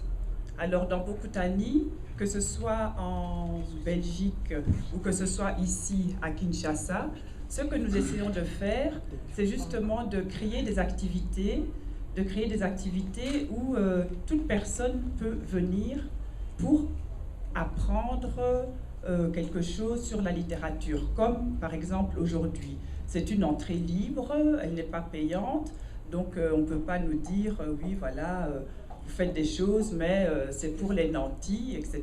Puisque on en parle, on essaie de parler de bouche à oreille, comme on dit, que les autres parlent. Et tout partout où je suis partie, j'ai parlé de cette activité. Donc, dans toutes les sociétés où j'ai dû aller pour une chose ou l'autre, même à la DGM et tout ça, bah, j'ai parlé de l'activité. Que la personne soit habillée avec des vrais ou des faux Gucci ou Louis Vuitton, etc. Je parle de l'activité. Des personnes que j'ai rencontrées qui avaient manifestement moins de moyens, je leur ai parlé de littérature, je leur ai présenté l'activité. Donc, ils savent que s'ils ont envie, ils peuvent venir voir, mais tiens, on parle de littérature congolaise là-bas, je vais y aller. Donc ça, c'est un petit peu un de nos objectifs et aussi une de nos visions qu'on a, c'est que la littérature congolaise puisse entrer vraiment chez chacun, du plus petit au plus âgé. Par exemple, il y a quelques jours, j'ai passé quelques jours dans le Congo central, donc Matadi, Mwanda, Nsiamfumu, et un de mes frères m'a dit, mais je connais bien, il y a une école ici où va un de mes enfants, est-ce que ça t'intéresserait? Le directeur, il serait heureux parce qu'il me demande toujours d'y aller, moi j'ai pas envie, mais toi comme tu es là, est-ce que ça t'intéresserait d'aller parler aux enfants parce qu'il a envie qu'on motive les enfants à bien travailler? Je dis, bon, je ne sais pas comment je peux les motiver, mais moi je peux leur parler de littérature. Il a dit, oui, ça c'est déjà bien. Donc voilà, je suis partie dans cette école, j'ai parlé aux enfants, je leur ai parlé de mon parcours, c'était des enfants donc, de primaire et de maternelle, ils étaient tous là dans la cour, des maternelles jusqu'au 6e primaire, les secondaires devaient travailler, et j'ai parlé aux enfants, je leur ai parlé de mon parcours, ils étaient très intéressés, et je leur ai parlé aussi de ce qu'eux, ils pouvaient faire pour avoir aussi un parcours selon leurs attentes. Et c'est ça qui est important aussi dans la vie. C'est qu'on ne dise pas à quelqu'un, à un enfant, oui, tu dois devenir pilote, tu dois devenir avocat, tu dois devenir... Non, ne deviens pas plombier, ça c'est pas un beau métier, ne deviens pas boulanger. Non, l'enfant, s'il a envie de devenir boulanger, ben moi j'aime bien manger du pain. S'il n'y a pas de boulanger, comment je vais manger mon bon pain? Donc sur Terre, tous les métiers ont leur utilité. Donc, moi, j'ai expliqué aux enfants, c'est ce que j'ai expliqué aux enfants, que tous les métiers avaient leur utilité. Mais je leur ai dit après, bon, je suis venue vous parler de littérature. Donc, si vous aimez la littérature, il faut d'abord apprendre à lire. Il faut apprendre à écrire. Donc, je leur ai expliqué quelles étaient un peu les bases pour pouvoir persévérer dans cette passion que quelques-uns, donc déjà à leur âge, montraient pour la littérature. Bon, parmi ces enfants, il y a des enfants de nantis et il y a des enfants qui sont moins nantis, mais le discours est le même pour tous. Et c'est ça qui doit être, enfin pour moi. Donc je crois que c'est ça qui est important, c'est d'avoir un discours sincère et un discours sans discrimination. Et effectivement, par exemple, moi, mon recueil, je sais bien que ce n'est pas un recueil que tout le monde peut s'offrir. Ce recueil est à 20 $. Je sais que tout le monde ne peut pas s'offrir ce recueil à 20 $. Moi, si j'avais pu le mettre à 5 $, je l'aurais fait. Mais mon éditeur m'a dit non, autant de pages, autant... C'est l'éditeur qui calcule les frais. C'est pas l'auteur. Il a dit autant de pages, autant de ceci, autant de cela, non. Alors on ne peut pas le vendre à moins de autant. Bon, il faut suivre l'éditeur, c'est lui qui imprime, c'est lui qui va mettre son argent, etc., etc. On doit le suivre. Bon, déjà, j'ai réduit mon recueil, parce que normalement, j'avais le double de pages. Mais alors, il aurait coûté $50. Alors, je me suis dit, bon, là, c'est pour que les gens, finalement, ne puissent pas le lire. Donc, ce n'est pas non plus le but. Donc, j'ai réduit pour que ce soit raisonnable, pour qu'il y ait un prix raisonnable. Mais sachez que les auteurs, la plupart des auteurs, par exemple, sur ce livre qui est à $20, eh bien, moi, ce livre-là, il est vendu à perte pour moi. Il est vendu à perte. Mais moi, c'est la passion de la littérature. C'est important à dire, oui. Voilà, c'est la passion de la littérature. J'écris, et j'ai fait publier, j'écris depuis que je suis toute petite, mais maintenant j'ai fait publier pour partager cette passion. Pour partager cette passion avec ceux qui n'ont rien et avec ceux qui ont. Parce que je ne fais pas de discrimination. Chacun a son propre parcours sur cette terre. Celui qui n'a rien, peut-être que demain il aura. Celui qui a, peut-être que demain il n'aura pas. Je ne suis pas là pour juger les gens, pour les critiquer. Mais je suis là pour leur offrir, moi, ce que je peux partager avec eux, ma sincérité. Donc, je sais que ce n'est pas avec mon livre que je vais devenir millionnaire, mais je suis heureuse de partager. Je suis heureuse de partager. Et cet amour de la littérature, il faut le partager. Et c'est pour ça que moi, maintenant, c'est ce que je veux faire. C'est partager cet amour, mais pour que les autres puissent prendre quelque chose de moi. Je ne sais pas ce qu'ils vont prendre de moi, mais je suis prête à leur donner ce qu'ils ont envie de recevoir. Et voilà, c'est ce que je voulais dire. Merci. Merci. Je pense 3 questions. Il y a des personnes qui veulent... je sais pas qui veut. Merci. Je m'appelle Alexandre Zamundou. Je vais un peu rebondir sur sa question et votre réponse. Vous avez dit votre parcours et la bibliothèque ambulante. Je crois que c'est très important de commencer sur ça parce que moi j'ai eu le privilège de pouvoir aller dans une école là où il y avait une bibliothèque et donc on avait cette capacité de partager les livres. Et donc pour un peu poursuivre la question qu'il a posée et que vous avez rebondi quand vous avez expliqué qu'il y avait un papa qui venait avec ses enfants et voulait acheter des livres. Quand on a une bibliothèque et on partage le livre, le coût du livre baisse automatiquement parce que la personne a accès à ce livre-là. Et il partage ce coût-là avec tout le monde qui rentre. Ça, c'est vraiment un privilège que j'ai eu et que la plupart des gens n'ont pas. Aujourd'hui, quand on se dit, voilà, on voudrait prendre un livre, parce que là, moi, j'ai des petits frères, des petites sœurs qui je voudrais partager des livres que j'ai lus quand j'étais plus jeune, mais même en tant qu'adulte, je regarde le coût de ces livres-là. Et je parle spécifiquement des livres d'enfants, des tout petits, des livres avec plein d'images, des jolies images, etc. Ça coûte extrêmement cher. Vous avez imprimé des livres, vous savez combien ça coûte. Donc, qu'est-ce que vous dites du fait, parce que moi j'aime bien l'initiative que vous avez prise, et je crois que c'est quelque chose qu'il faudrait multiplier, parce que les gens ont besoin d'avoir accès à ça, ça ouvre l'imagination. Ça permet aux enfants de ne pas voir le monde comme nous, les adultes, nous le voyons déjà de manière rétrécie. Et puis, ma question, c'est l'impact du numérique. Parce qu'avec le numérique aujourd'hui, le coût du livre baisse drastiquement parce qu'on n'a pas à imprimer. Un peu avec la question qu'on faisait poser aux 2 autres intervenants, cette histoire de couper les arbres, etc. Pour le Makala, pour les livres, c'est la même chose. Mais le numérique aussi, ça vient avec ses inconvénients. Donc je voudrais avoir votre point de vue tous les 3 parce que je crois que vous êtes dans des domaines spécifiques qui sont un peu différents. Je sais que la BD, quand j'étais jeune, j'adorais les BD. Et jusqu'à aujourd'hui, j'aime bien les BD. Mais le BD écrit dans un livre, c'est pas la même chose que le BD que tu swipes sur une tablette ou sur un téléphone. Même chose pour les livres, que ce soit fiction ou non-fiction, c'est pas la même chose. Mais je voudrais avoir votre point de vue dessus. Est-ce que vous pensez dans l'intégration du livre dans le numérique, mais ici au Congo spécifiquement? Merci. Je voudrais juste... Merci beaucoup. Youssef, éditeur aux éditions Mikanta et poète aussi. Alors, moi j'ai une question aux panélistes. Il y a les 3 dames qui sont là. Bon, voilà, c'est presque la même question que ce que l'ami a dit. Le numérique. Je prends le cas de la BD avec Santa.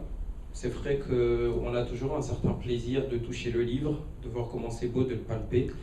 Mais est-ce que ça va casser ton marché à toi, voilà, ton marché du livre, de la vente de la BD, si aujourd'hui on se disait qu'on puisse beaucoup plus vulgariser la BD numérique? Je passe, après je vais prendre en gros. Pour Madame Judith, vous êtes libraire ambulante. C'est un problème, c'est déplacé déjà, il fait chaud à Keene, il y a des embouteillages. Okay. Je pense que la question du numérique va vous aider justement, parce que si vous le dites vraiment, vous avez la passion du livre, je pense que vous devriez avoir ce grand désir de pouvoir rendre les livres beaucoup plus accessibles aux Congolais. Et quand on parle d'accessibilité, il y a la question de la diffusion qui se pose, il y a la question de la production qui se pose aussi. Vous voyez, si par exemple aujourd'hui les enfants peuvent se procurer le livre qui coûte $10, okay, en numérique, ça sera beaucoup plus facile. Et pour vous, j'espère que vous allez arrêter de marcher ou d'être dans les embouteillages. On va moins vous appeler, on aura tout simplement besoin de dire, vous aurez tout simplement besoin de dire que le livre il est disponible. On peut aller télécharger une application, librairie, je sais pas moi, Madame Livre, et puis après on a le livre, c'est plus facile. Et je pense que ça sera une solution à l'accessibilité du livre à tous les Africains, à tous les Congolais, tout ça. Pour Madame Elodie, je dirais, vous pensez qu'aujourd'hui, vous avez publié chez les éditions du Net, qui ont une part pour le livre numérique et le livre papier. Est-ce qu'il y a une différence entre les ventes sur le papier et sur le numérique? Et c'est quoi justement ces statistiques-là? Voilà. Merci. Bon, je m'appelle Guy Chibassou, je suis comptable et gestionnaire d'entreprise, cofondateur de Ninja Rose. Donc comme ça, j'ai fait ma publicité. J'ai fait des liqueurs, j'ai fait ma publicité. Ma question, c'est, j'ai entendu dans la salle, on n'a pas la culture de livre. Et c'est une phrase qui me fait toujours réagir. Mais comme je ne suis pas dans le panel, je ne vais pas réagir. Je vais vous la poser, comme ça vous allez réagir. Que pensez-vous de cette phrase? On n'a pas la culture du livre. Moi, donc je ne m'étais pas présentée avant, mais je ne sais pas si tout le monde s'est présenté. Je m'appelle Pauline Kabanguchita, j'ai été journaliste dans le temps, maintenant je suis une petite vieille. Donc je voudrais juste dire que, par exemple, ce que Madame fait, et ce que Madame fait aussi, c'est un peu ce que nous avons remarqué au Japon. C'est-à-dire que on apprend tout à partir de la maternelle. Et les enfants grandissent avec ça. Donc maintenant, pour le travail qu'elles font, pour que ça marche, il faut bien que le gouvernement aide d'une certaine manière. Donc c'est un peu ce que je voulais dire. Est-ce que vous avez des contacts? Est-ce que vous essayez de trouver une solution? Parce que sinon, il y a toujours un petit noyau qui va bénéficier de votre travail. Mais si quelque chose qu'on peut faire pour, par exemple, l'éducation entière, ça serait vraiment quelque chose de magnifique. Voilà. Moi-même, j'achète des livres. Je préfère acheter le livre papier, mais ma bourse n'est pas élastique. Donc, il y a beaucoup de livres que j'achète aussi en numérique. Parce que j'aime beaucoup lire et tout. Et j'achète beaucoup de livres en numérique. C'est quand même vraiment moins cher.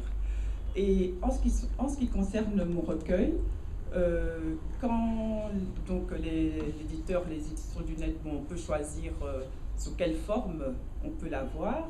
Il y avait le brochet, $20, il y a le cartonné, $30, il y a le numérique, $5.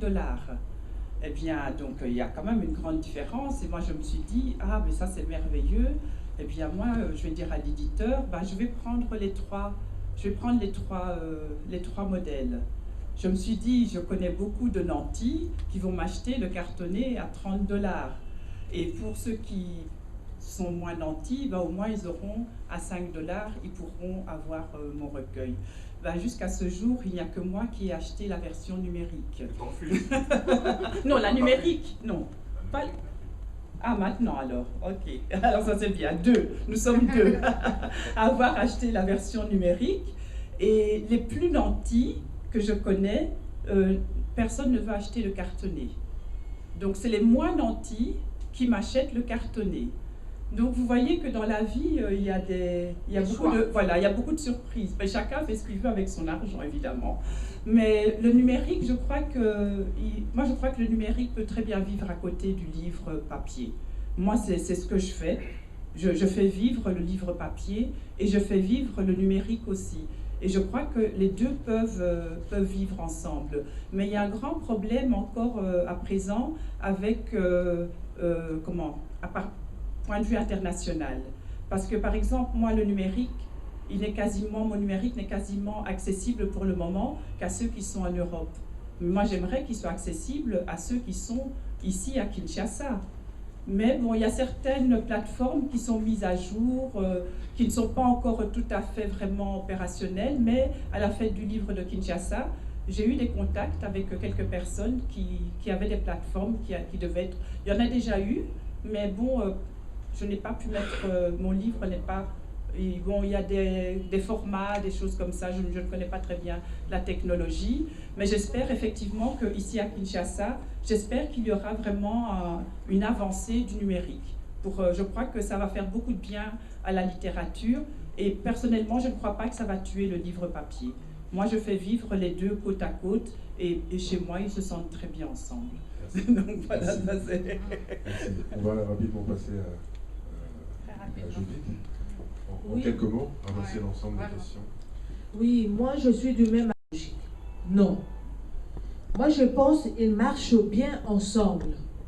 Mais pour l'instant, me demander, là, étant à Kinshasa, parce que quand je parle de Kinshasa, je ne vois pas seulement la Gombe, je ne vois pas, je ne sais pas moi, Limité, je vois Kingasani, les fins fonds et tout ça.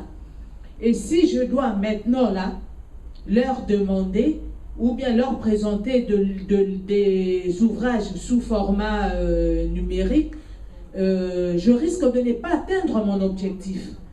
Parce que nous devons reconnaître une chose, c'est que le numérique dans notre pays, il est encore progressif. Ce n'est pas comme aux États-Unis, ce n'est pas comme en Europe. Parce que même en Europe, où le numérique est déjà très avancé, mais on utilise toujours les livres sous support papier. Et je l'ai toujours dit, du point de vue confort, le livre sous format numérique ne remplacera jamais le livre sous support papier. Ça, c'est mon point de vue. Merci. Dernière intervention, pour tout résumer. Okay. Je dirais que le numérique est très important. De deux côtés de l'importance du numérique, du côté réalisation. Côté réalisation étant artiste et côté distribution des œuvres. Et côté réalisation, le numérique est vraiment poussé. Pourquoi? Parce que il y a cette facilité côté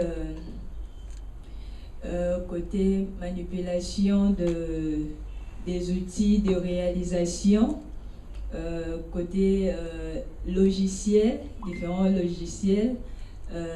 Comme moi, par exemple, j'utilise souvent Medibank, qui est un logiciel approprié pour les dessinateurs. Et ça m'aide à moins dépenser. Parce qu'avec ça, il y a le papier à l'intérieur, il y a le crayon, il y a une palette de couleurs que je vais utiliser jusqu'à ce que l'appareil puisse lâcher. Oui. Donc j'ai une quantité à utiliser, alors c'est avantageux. Alors le problème c'est s'il y a coupure d'électricité, ça me bloque. Et là, je recours au papier. Donc, c'est toujours important de travailler avec les deux. Et du côté distribution, le numérique est aussi très important parce que il y a ceux-là qui manipulent leur smartphone ou bien iPad pour lire. Et ici à Kin, nous savons tous que tout le monde n'a pas de smartphone. Il y a de ceux-là qui ont Mikitisa, le langage, oui. Mikitisa là, ça sert toujours pour répondre aux appels. Alors c'est compliqué pour avoir accès au numérique. Alors c'est pour cela qu'on imprime toujours pour proposer à ceux-là qui veulent acheter et numérique. J'ai un projet pour ça, et parce que j'ai reçu plusieurs commandes à l'étranger, et même ici en RDC, parce qu'on n'a pas assez de points de vente, et ça va nous faciliter la tâche. Alors c'est un projet en cours que je suis en train de développer. Merci beaucoup. Voilà, on va terminer par là. Il y a une autre question. Il y a une question encore qui est une question d'actualité et qui est très intéressante, très passionnante, mais évidemment peut-être que Bokutani aura l'occasion d'organiser d'autres activités sur cette thématique-là principalement, mais on retiendra effectivement que le numérique ne doit pas être considéré comme une menace, bien au contraire. C'est une opportunité. Peut-être que là aussi, le débat se pose au niveau des éditeurs, parce que parfois on demande trop aux écrivains. Ils sont écrivains d'abord, mais derrière, toute la chaîne du livre, les mutations, voilà, c'est aussi un travail des maisons d'édition qui doivent pouvoir le proposer, surtout ici en République démocratique du Congo. Il faudrait qu'en plus de la version papier, que les éditeurs proposent aussi les versions numériques, de manière à ce que ce soit accessible à un plus grand nombre. Bref, c'est un grand débat, on aura peut-être l'occasion d'y revenir. Je vais accorder la parole à Sylvie, ça rime, hein, Sylvie Tigui, que je remercie encore pour cette opportunité. Merci. Oui, merci beaucoup. Je suis peut-être un peu pour rebondir, pour dire, c'est intéressant. Je pense que vous allez peut-être essayer de voir.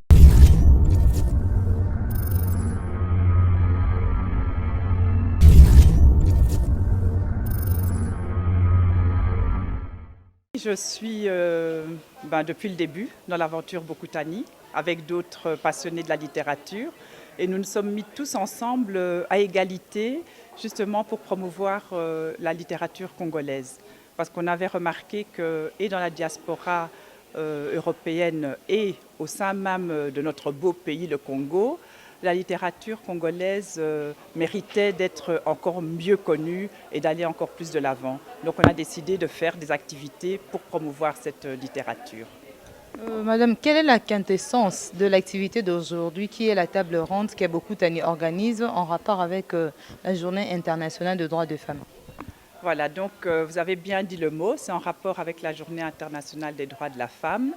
Et bon, c'est un jour pour l'année, mais c'est un jour pour rappeler qu'il faut combattre toute l'année, donc pas seulement ce jour-là. Et donc il est important que ce jour-là, ou un petit peu avant, un petit peu après, qu'on fasse quelque chose pour montrer qu'il y a des choses qui doivent être encore faites, mais toujours de manière positive. C'est un combat pacifique, c'est un combat qui se fait avec nos amis, nos frères, les hommes. Donc il n'y a pas de discrimination. Nous sommes là pour mettre, là, c'est dans la littérature, donc nous mettons les femmes écrivaines en valeur, donc nous les présentons au monde, parce qu'actuellement, les écrivaines, il y a certaines personnes qui ne lisent pas un livre s'il est écrit par une femme. Donc on veut un petit peu changer tout cela, et j'espère qu'on y arrivera aussi petit à petit.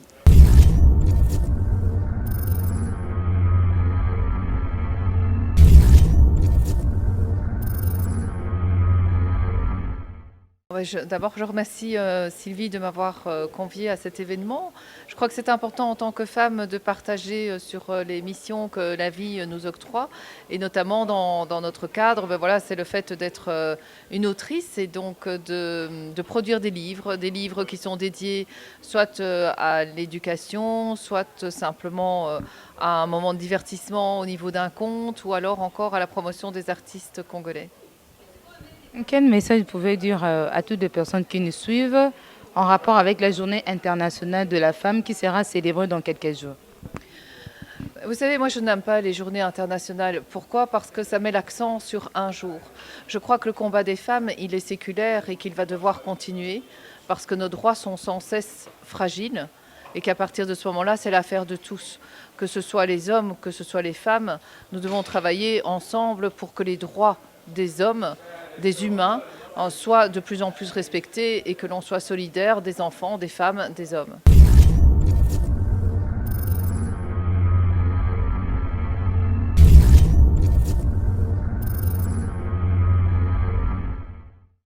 La table ronde, c'était pour honorer les femmes, c'était pour honorer la littérature congolaise, pour honorer ce pays, ce grand pays, la République démocratique du Congo, pour faire découvrir au public congolais et les autres, bien sûr, ce qui se fait, pour que les gens se rendent compte qu'il y a des choses qui se font dans ce pays, dans le cadre de la littérature. On a des femmes, parce que le thème international mondial pour la commémoration de la journée des droits de la femme, ça avait à voir avec le numérique, avait à voir avec les innovations, avait à voir avec la technologie. Et le thème national, c'était vraiment aussi de voir le numérique du point de vue de l'éducation et du point de vue peut-être de l'égalité un peu des sexes. Donc ça avait toute sa place que de réunir des femmes qui ont qui donnent des produits différents, qui produisent des œuvres différentes. Il y en a une, c'était une autobiographie mais poétique, c'était un livre poétique, un livre de poèmes basé sur sa propre vie, des poèmes écrits sur différentes phases de la vie de cet auteur, de cette autrice, mais qui est congolaise, hollandaise, qui vit en Belgique, donc belgicaine. Et il y avait une bédéiste qui elle aussi écrit, une femme qui écrit, qui transmet, qui veut transmettre par l'écriture, par la bande dessinée. Il y avait une activiste qui, elle, a découvert que non, les Congolais aiment lire, les enfants congolais aiment lire, mais que le problème souvent, c'est le coût du livre, et qui, elle, dans sa passion de la littérature et de transmettre et de partager, va vers les enfants ou même les adultes pour leur offrir des livres, même des fois à des prix très bas, mais pour permettre cette transmission-là. Et puis, une autre autrice qui, elle, travaille sur l'éducation de l'enfant congolais pour qu'il découvre son pays, qu'il connaisse ses droits et ses devoirs, et qui apprend aux enfants à aimer leur pays et savoir comment protéger ce pays. Protéger l'environnement, les richesses de ce pays. Comment est-ce qu'un enfant peut lui-même participer, comprendre qu'il n'a pas besoin de grandir pour faire quelque chose. Il peut le faire déjà parce qu'il aime ce pays. Et puis, à partir de lui, partager avec sa famille, avec les parents. Et ça, c'est un peu ça. C'est ça la pluralité, la femme plurielle. Et on a vu aussi, le sous-titre pour nous, c'était « Est-ce que l'éducation de la femme ici au Congo devait passer par le numérique? Est-ce que c'est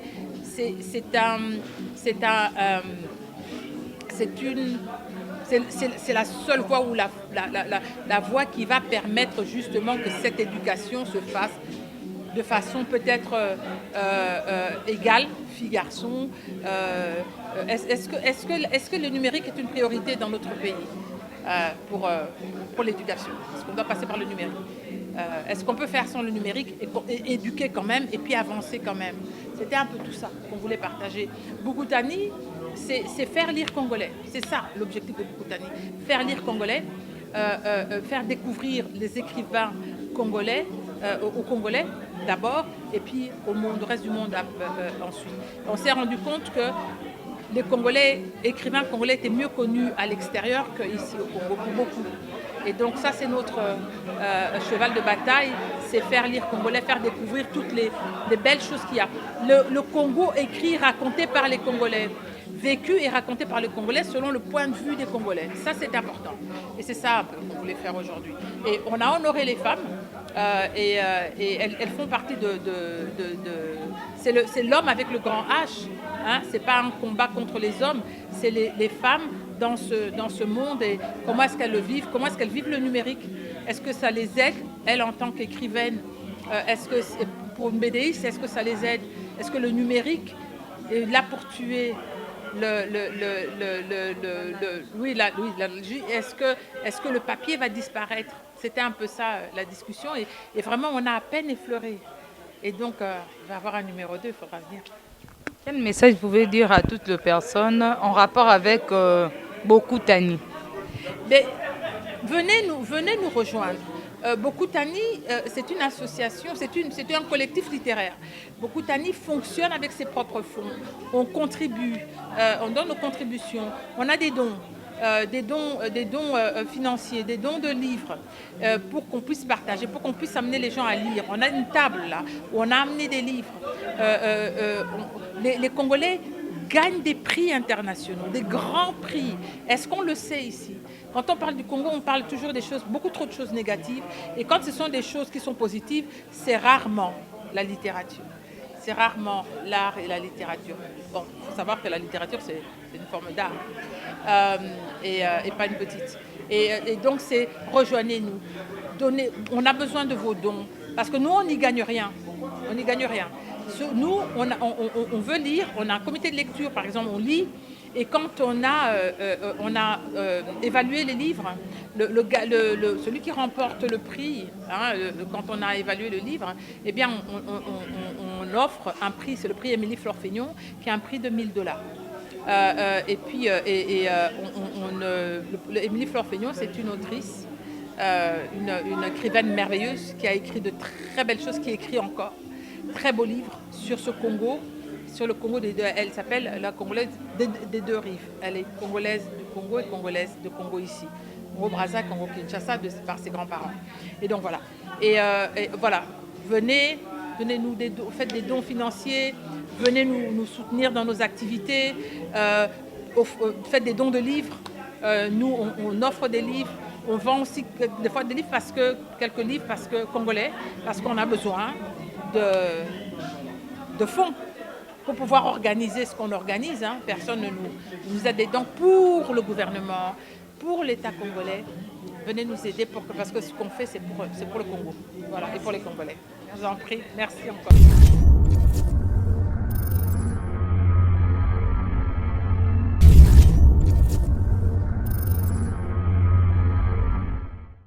Nous sommes arrivés à la fin de cette activité. Un grand merci à toute l'équipe technique qui est toujours disponible pour nous accompagner. On se retrouve très prochainement avec un nouveau numéro, avec de nouvelles personnes. Merci.